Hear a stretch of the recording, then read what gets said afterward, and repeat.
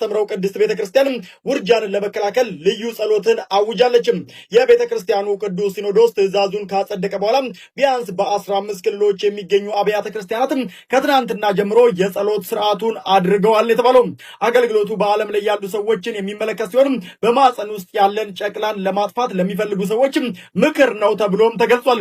ከዚህ ባለፈም ደግሞ የሩሲያ ባለስልጣናትና ቤተክርስቲያኒቱ የስነ ህዝብ ውድቀትን ለመቅረፍ ጥረቶችን አጠናክረው ቀጥለዋል ለምን የተባለው በዚህም ታዲያ በሞስኮ የሚገኝ አንድ ቤተክርስቲያን ደግሞ በውርጃ የተገደሉ ህፃናትን በማሰብ 3000 ሻማዎችን ማብራቱንም ተመልክቻለሁ። እነን የቅድስት ቤተክርስቲያንን እርምጃም ታዲያ በርካቶች በዓለም ዙሪያ ላይ እየተቀባበሉት ይገኛሉ። ከዚሁ ጋር ያየ አንድ ጥቆማን ልስጣችሁ። በዚህም ታዲያ የሙታንሳ የባህር ቅዱስ ሚካኤል አንድነት ገዳም ውስጥ ያሉ መነኮሳትና መናንያንም በተፈጥሮና በሰው ሰራሽ ችግሮች ክፉኛ እየተፈተኑ እንደሚገኙ ታውቃላችሁ። በገዳም ውስጥ ላሉ አባቶች የክርስቶስ ልጆች የቻለውን በማድረግ ወንጌልን የሚወዱ ፍለጋ ሳይሰደዱ እናት ቤተክርስቲያንም ለዘመናት የጠበቀቻቸው ልጆቿን ሳታጣም ከአስራታችን ከዕለት ቁርሳችን በመስጠት የሐዋርያት መሰብሰቢያ የጻድቃን ከተማ የሆነችን ቅድስት ቤተክርስቲያንን እንታደግ። ለዚህ ገዳም የምትችሉ እጃችሁ እንድትዘረጉም ጥሪ ቀርቦላችኋል። ድጋፍ ለማድረግ የኢትዮጵያ ንግድ ባንክና የአቢሲኒያ ባንክ አካውንቶች እዚህ ጋር ከላይ ተቀምጠዋል። እንዲሁም ደግሞ ከታች በተቀመጡ ስልክ ቁጥሮች በቀጥታ ይደውሉ። መልካም ቀን። በዚህ ሰዓት አንድ መረጃ ልንገራችሁ። የኦርቶዶክስ ቤተክርስቲያን ሴቶች ጽንስ እንዳያስወርዱ በሚል ልዩ ሀገር አቀፍ የጸሎት አገልግሎት ማስጀመሯ ተገልጿል። ይህንን እርምጃ የወሰደችው ደግሞ የሩሲያ ኦርቶዶክስ ቤተክርስቲያን መሆኗን ሞስኮ ታይምስ ከዘገበው ዘገባ ላይ ተመልክቻለሁ። ሰው በስነ ምግባር እንዲኖር የምታስተምረው ቅድስት ቤተክርስቲያን ውርጃን ለመከላከል ልዩ ጸሎትን አውጃለች። የቤተክርስቲያኑ ቅዱስ ሲኖዶስ ትዕዛዙን ካጸደቀ በኋላ ቢያንስ በ15 ክልሎች የሚገኙ አብያተ ክርስቲያናት ከትናንትና ጀምሮ የጸሎት ስርዓቱን አድርገዋል የተባለው አገልግሎቱ በዓለም ላይ ያሉ ሰዎችን የሚመለከት ሲሆን በማዕፀን ውስጥ ያለን ጨቅላን ለማጥፋት ለሚፈልጉ ሰዎች ምክር ነው ተብሎም ተገልጿል። ከዚህ ባለፈም ደግሞ የሩሲያ ባለስልጣናትና ቤተክርስቲያኒቱ የስነ ህዝብ ውድቀትን ለመቅረፍ ጥረቶችን አጠናክረው ቀጥለዋል ለምን የተባለው በዚህም ታዲያ በሞስኮ የሚገኝ አንድ ቤተክርስቲያን ደግሞ በውርጃ የተገደሉ ህፃናትን በማሰብ 3000 ሻማዎችን ማብራቱንም ተመልክቻለሁ። እነን የቅድስት ቤተክርስቲያንን እርምጃም ታዲያ በርካቶች በዓለም ዙሪያ ላይ እየተቀባበሉት ይገኛሉ። ከዚሁ ጋር ያየ አንድ ጥቆማን ልስጣችሁ። በዚህም ታዲያ የሙታንሳ የባህር ቅዱስ ሚካኤል አንድነት ገዳም ውስጥ ያሉ መነኮሳትና መናንያንም በተፈጥሮና በሰው ሰራሽ ችግሮች ክፉኛ እየተፈተኑ እንደሚገኙ ታውቃላችሁ። በገዳም ውስጥ ላሉ አባቶች የክርስቶስ ልጆች የቻለውን በማድረግ ወንጌልን የሚወዱ ፍለጋ ሳይሰደዱ እናት ቤተክርስቲያንም ለዘመናት የጠበቀቻቸው ልጆቿን ሳታጣም ከአስራታችን ከዕለት ቁርሳችን በመስጠት የሐዋርያት መሰብሰቢያ የጻድቃን ከተማ የሆነችን ቅድስት ቤተክርስቲያንን እንታደግ። ለዚህ ገዳም የምትችሉ እጃችሁ እንድትዘረጉም ጥሪ ቀርቦላችኋል። ድጋፍ ለማድረግ የኢትዮጵያ ንግድ ባንክና የአቢሲኒያ ባንክ አካውንቶች እዚህ ጋር ከላይ ተቀምጠዋል። እንዲሁም ደግሞ ከታች በተቀመጡ ስልክ ቁጥሮች በቀጥታ ይደውሉ። መልካም ቀን። እጅግ አስገራሚ ነው። እስኪ እናንተም ታሪኩን ሰምታችሁ ሐሳባችሁን በኮሜንት ስፍራው ላይ ግለጹልኝ። በመዲናችን አዲስ አበባ እንግዲህ በሙሽሪት አለመገኘት ምክንያትም በሚሊዮን የሚቆጠር ገንዘብ የፈሰሰበት ሰርግ መሰረዙ ተሰምቷል። በአዲስ አበባ ከተማ ሰሞኑን ብዙዎችን ያነጋገረ የሰርግ ታሪክ እንግዲህ ተከስቷል። ሁሉም ነገር ተሰናድቶ የሰርግ አዳራሹ አሸብርቆ ምግብና መጠጡ ሞልቶ የተጠበቀው ሰርግ እንግዲህ በሙሽሪት አለመገኘት ምክንያት ሳይሳካ ቀርቷል። ለዓመታት በትውውቅ የቆዩት ሙሽራው በውጭ ሀገር የሚኖረው እነዚህ ጥንዶች ጋብቻቸው ፈጸም ከፍተኛ ወጪ አድርገው እንደነበረም ነው የተገለጸው። ለክትፎ ብቻ ወደ 450 ሺህ ብር የሚጠጋ ቅድመ ክፍያ ተከፍሎ ነበረ። ታዲያ ዲኮሩም በደማቅ ሁኔታ ተሰርቶ አልቆ ነበረ።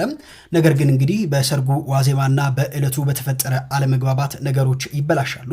ሙሽሪት ከጋብቻ በፊት የጤና ምርመራ ማድረግ አለብን የሚል ጥያቄ ታነሳለች።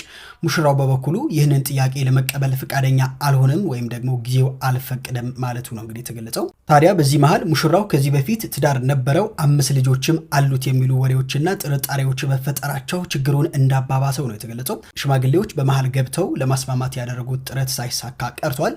በሚሊዮኖች የሚቆጠር ወጪ የፈሰሰበት ይህ ሰርግ እንግዲህ ሙሽራው ብቻውን ከሚዜዎቹ ጋር በባዶ አዳራሽ ፎቶ ተነስቶ ወደ ቤቱ እንደተመለሰ ነው የተገለጸው። እናንተስ በዚህ ጉዳይ ምን ትላላችሁ? ሐሳባችሁን አጋሩኝ እስኪ።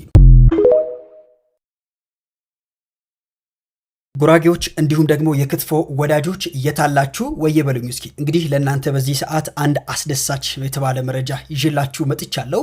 በጥፍጥናውና እንዲሁም ደግሞ በልዩ አሰራሩ የምናውቀው የጉራጌ ክትፎ በዩኔስኮ የዓለም ቅርስነት ለማስመዝገብ ጥናት መጀመሩ ተገልጿል። ታዋቂው የጉራጌ ክትፎ ጨምሮ 4 የጉራጌ ባህላዊ እሴቶች በዩኔስኮ ለማስመዝገብ ጥናት መጀመሩ የዞኑ ባህልና ቱሪዝም መምሪያ አስታውቋል። እንደሚታወቀው ክትፎ ከምግብነት ባለፈ የጉራጌ ማህበረሰብ መገለጫ እንዲሁም ደግሞ የእንግዳ መቀበያና የማህበራዊ ትስስር እሴትም ጭምር ነው። የጉራጌ ክትፎ አዘገጃጀት እንዲሁም ደግሞ ባህላዊ የቤት አሰራር ወይም ደግሞ ጎጆ ቤት፣ ባህላዊ የዳይነት ስርዓት፣ የጎርደን ስርዓት ማለት ነው። ሌላው ደግሞ የጉራጌ መንደር ወይም ደግሞ ጀፎረ፣ እነዚህ 4ቱ በዩኔስኮ ለማስመዝገብ ስራ መጀመሩ ተገልጿል። እናንተስ በዚህ ጉዳይ ምን ትላላችሁ? ሀሳባችሁን አጋሩኝ እስኪ። እንዲሁም ደግሞ ለተጨማሪ ወቅታዊ አዳዲስ መረጃዎች የፕላስ ምልክቷን እየነካችሁ ፎሎ በማድረግ ቤተሰብ መሆናችሁ አዘንጉ። የ100 ግራም የወርቅ አሸናፊው ማን ይሆን? እስኪ ግምታችሁን አስቀምጡ። ቅልቦች ታላቅ የተባለ ሽልማትን አዘጋጅቷል። የቅልቦች አዘጋጆች ታዲያ እንዳስታወቁት በየወሩ በባለሙያዎች ግምገማና እንዲሁም ደግሞ በህዝብ ድምፅ ብልጫ ያገኙ ተጽዕኖ ፈጣሪዎች የዋንጫና የሜዳሊያ ተሸላሚ ሲሆኑ እንግዲህ በየዓመቱ መጨረሻ ላይ ግን የአሸናፊዎች አሸናፊ ለሚሆነው ታላቅ የ100 ግራም የወርቅ ሽልማት እንደሚበረከትለት ነው የተገለጸው። እስካሁን ታዲያ የወሩ አሸናፊ በመሆን ለወርቅ ሽልማት የታጩ እጩዎችም ብሩክ ኒውስ፣ አዶናይ ማስተር አብነትና ዶክተር አብይ እንዲሁም ደግሞ ጉርሻ ፔጅና ሜላት ንጉሴ ይገኙበታል። ይህ የዓመቱ ታላቅ ሽልማት ነሐሴ 2018 ይካሄዳል። ታዲያ አሸናፊው ማን ይሆን? ከወዲሁ እስኪ ግምታችሁን አስቀምጡ። አሳዛኝ የተባለ መረጃ ምሽቱ ተሰምቷል። 2 ቱርኪ ዜግነት ያላቸው የውጭ ሀገር ጎብኚዎችና እንዲሁም ደግሞ አንድ ኢትዮጵያዊ ዜግነት ያለው አሽከርካሪ ሽፍቶች ባደረሱባቸው ጥቃት ህይወታቸው ማለፉ ተሰምቷል። ግድያው የተፈጸመው ዛሬ ከጠዋቱ 2 ሰዓት ገደማ መሆኑ የደቡብ ምዕራብ ኢትዮጵያ ህዝቦች ክልል መንግስት አስታውቋል። ታዲያ ክልሉ ይህንን አረመኔያዊ ድርጊት የፈጸሙት ሽፍቶችን ተከታትሎ ለህግ ለማቅረብ የተቀናጀ የጸጥታ ኃይል በማሰማራትም ሰፊ የህግ ማስከበር ስራ እያካሄደ መሆኑ ገልጿል።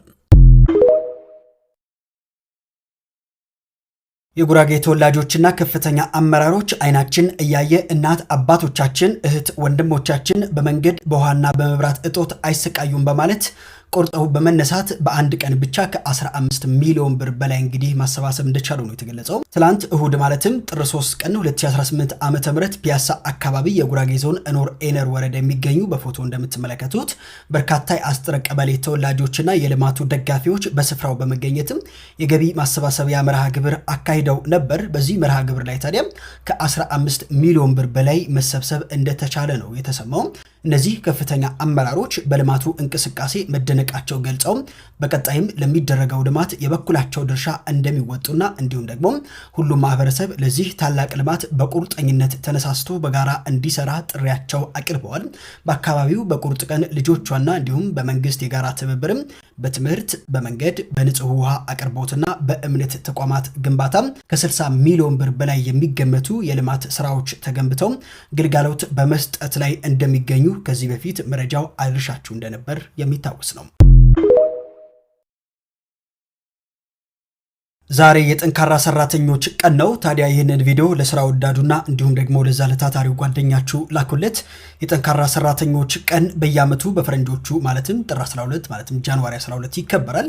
ጠንካራ ሰራተኞች የምትሏቸውን ጓደኞቻችሁ ታዲያ ሜንሽን ወይም ደግሞ ይህንን ቪዲዮ ሼር በማድረግ እንኳን አደረሳችሁ በሏቸው። ዛሬ የነሱ ቀን ነው። በዚሁ አጋጣሚ እኔን ፎሎ ያላደረጋችሁ ካላችሁ ፎሎ በማድረግ ቤተሰብ ሁኑ እላለሁ።